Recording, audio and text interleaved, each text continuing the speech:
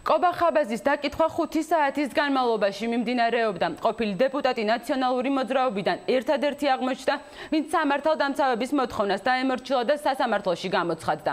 ხაბაზის პარალელურად დაიკითხა რატი კვანტრიშვილიც, რომელმაც სამართალდამცავებს მისი ცემის კადრები უჩვენა და 3 დღის წინ ფიზიკურ შეურაცხყოფაში ძველი თბილისის გამგებელი დაადანაშაულა.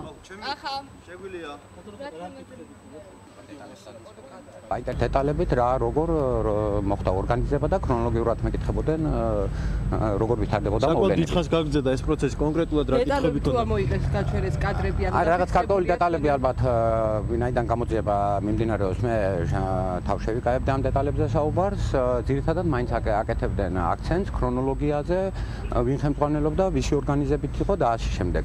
რაც შეეხება იმ ხალხის ნაწილს რომელიც ქაშვეთთან იყო შეკრებილი მე ღიად ვუთხარი რომ ეს მე მოუწოდე როგორც Facebook-ზე სოციალური ქსელებით ასევე მე მოუწოდე ინტერნეტის და მობილურის მეშვეობით შემეგობრებს თანაპარტიელებს ახლობელ ადამიანებს რომ შევკრებილიყავით ქაშვეთთან და ერთად მივსულიყავით პრეზიდენტის გამოსვლის მოსასმენად. მე კიდე ერთხელ გავიმეორებ ამ ინციდენტთან დაკავშირებით იმას რომ ვიღაც ადამიანმა ჩამარტყა უკნიდან და ჩემი მხრიდან იყო აბსოლუტურად ბუნებრივი